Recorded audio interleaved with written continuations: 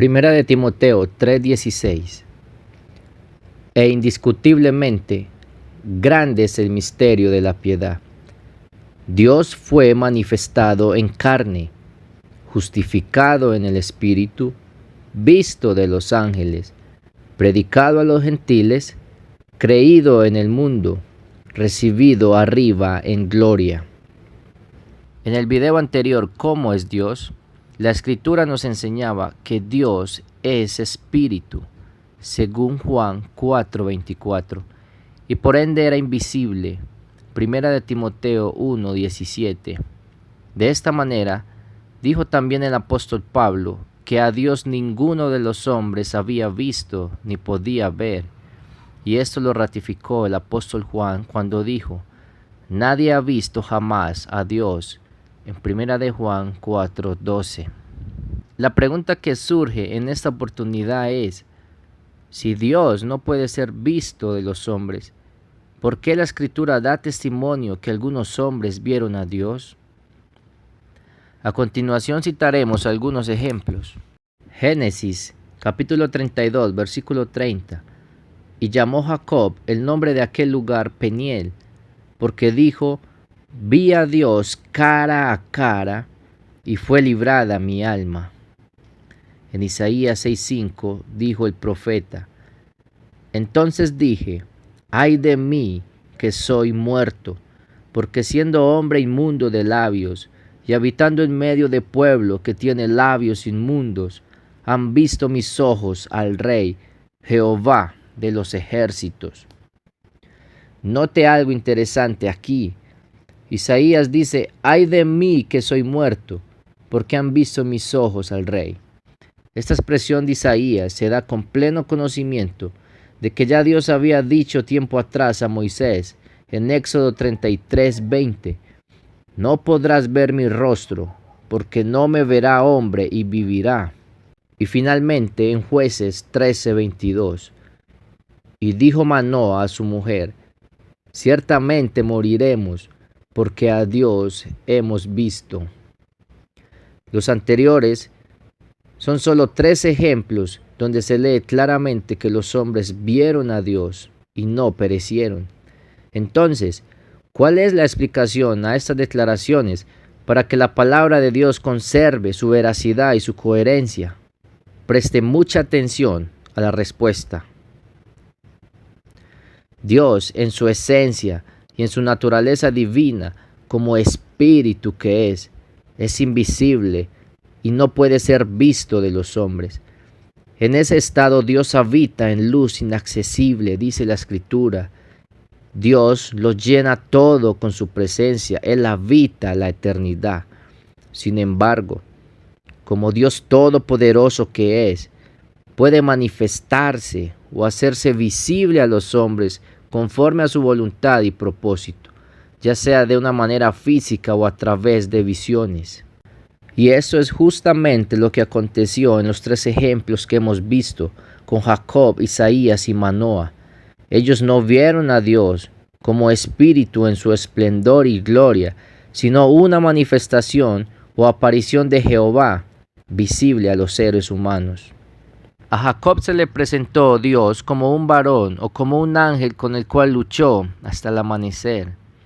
Isaías lo vio en visión, en el año en que murió el rey Usías, sentado en un trono alto y sublime, con sus faldas que llenaban el templo. Ver a Dios sentado en un trono alto y sublime representa la omnipotencia, el poder, el reino y la majestad de Dios. Las faldas llenando el templo representan la omnipresencia de Dios, el cual habita todo lugar, tiempo y espacio. Y Manoa y su esposa vieron a Dios como un varón, a quien la Escritura llama en repetidas ocasiones como el ángel de Jehová. Vemos por lo anterior cómo Dios se manifestó de una manera visible a los hombres en el Antiguo Testamento, tomando un aspecto o figura humana, pero también se manifestó en elementos como el fuego y como nube.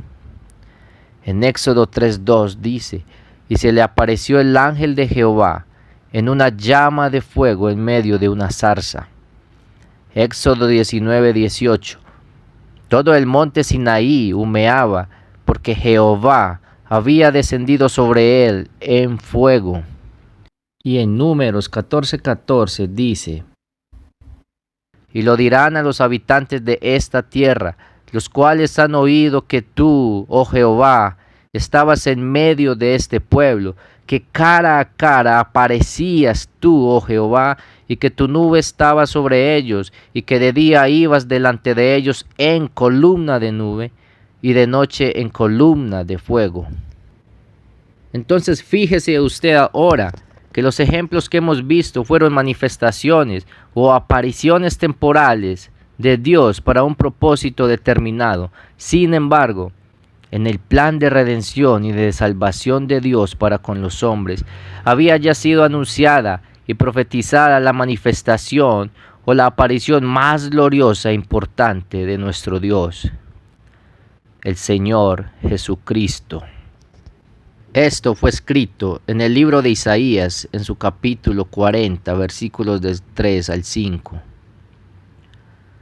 Voz que clama en el desierto, preparad camino a Jehová, enderezad calzada en la soledad a nuestro Dios. Todo valle sea alzado, y bájese todo monte y collado, y lo torcido se enderece, y lo áspero se allane. Y se manifestará la gloria de Jehová, y toda carne juntamente la verá, porque la boca de Jehová ha hablado. Es importante resaltar que la palabra manifestarse es mostrarse o darse a conocer de una determinada forma o manera. Es presentarse, es aparecer, es descubrir, es comparecer o ponerse en evidencia. Hoy también sabemos que la voz que clama en el desierto es Juan el Bautista. Él dio testimonio de sí mismo diciendo: yo soy la voz de uno que clama en el desierto, enderezad el camino del Señor, como dijo el profeta Isaías. Eso está escrito en Juan 1:23. Ese Señor a quien Juan preparó camino, entendemos que es Jesucristo. Pero para la profecía, para Isaías, ese a quien Juan luego prepararía camino, era Jehová de los ejércitos, a quien Isaías llama nuestro Dios. Y para Isaías, como israelita que era, sabía que el único Dios era Jehová. Y este conocimiento lo recibió el pueblo de labios de Dios mismo. Eso está escrito en Deuteronomio 4:35. Dice la palabra: a ti te fue mostrado, está hablándole al pueblo de Israel, para que supieses que Jehová es Dios y no hay otro fuera de él. Esto luego se convirtió en un mandamiento inquebrantable para el pueblo por todos los días de su vida. En Deuteronomio 6:4 fue escrito: oye Israel, Jehová nuestro Dios, Jehová uno es. Entonces nos está diciendo el texto que cuando Juan hubiese preparado el camino del Señor, la gloria de Jehová se manifestaría. ¿Y qué es la gloria de Jehová? Sino Jehová mismo, su presencia. La palabra dice que Jehová es el Rey de la gloria. No hay una gloria mayor que Él. ¿Qué fue lo que le pidió Moisés a Jehová? Que dijo: te ruego que me muestres tu gloria, en Éxodo 33:18. Y la respuesta de Dios fue: no podrás ver mi rostro, porque no me verá hombre y vivirá. De esta manera, ver la gloria de Dios significaba ver el aspecto de Dios, ver a Dios mismo, algo que no era posible para los hombres. Sin embargo, esa gloria que ninguno de los hombres podía ver, dice la Escritura que se manifestaría, que se dejaría ver, es decir, que aparecería de tal manera que toda carne o todo hombre le podría ver. ¿Y cómo sería visto Dios? ¿Con qué aspecto vendría o aparecería a la vista de los hombres? Pues en el texto que hemos leído al principio, Pablo nos dice que Dios fue manifestado en carne. Lo que quiere decir es que Dios se mostró como un hombre. en la persona de Jesucristo. Pero esta vez no sería una aparición repentina y espontánea como las presentadas en el Antiguo Testamento, sino que en esta oportunidad Dios sería semejante en todo a los hombres. Y es por esto que para entrar en el mundo de esta manera era necesario nacer de una mujer. Y esa mujer es María, la bienaventurada, a quien Dios escogió, porque halló gracia delante de sus ojos para esta maravillosa tarea. Y por ende, es este nacimiento que le da a la manifestación o aparición de Dios en carne el título de Hijo de Dios, por ser Dios mismo quien engendró este cuerpo y no el hombre. Y a la misma vez es llamado el Hijo del Hombre, porque nació a través de una mujer como todos nosotros. Sin embargo, nunca quiso decir esto que el Hijo de Dios era un ser divino diferente al Padre, sino el mismo Dios de Israel y de los hombres, Jehová de los ejércitos, vestido de humanidad. Por esto, dice Filipenses en su capítulo 2, a partir del versículo 7, hablando de Jesús, que el cual siendo en forma de Dios. ¿Y qué forma tiene Dios? Pues Dios es espíritu, es decir, Jesús siendo espíritu, no consideró ser igual a Dios. Ser igual a Dios es ser Dios mismo, porque no hay otro Dios fuera de Jehová. No lo hay. Lo que está diciendo el texto es que Jesús, siendo en su naturaleza divina, espiritual, no se aferró a eso, a que Él era Dios, sino que se despojó a sí mismo, tomando forma de siervo, hecho semejante a los hombres. Y es en esa condición de hombre, en cuanto a la carne, que Jesucristo es llamado Hijo de Dios. Pero en cuanto a su esencia, a su identidad y su divinidad, es el Creador Todopoderoso, es el Dios y Rey de Israel, es Dios sobre todas las cosas, según Romanos 9:5. Pablo lo entendió, Pablo lo sabía, y dijo en Colosenses 2:9, porque en Él, es decir, en Cristo, habita corporalmente, es decir, en ese hombre, en ese cuerpo, en esa humanidad, habitaba toda la plenitud de la deidad, es decir, todo cuanto es Dios está representado en Cristo Jesús.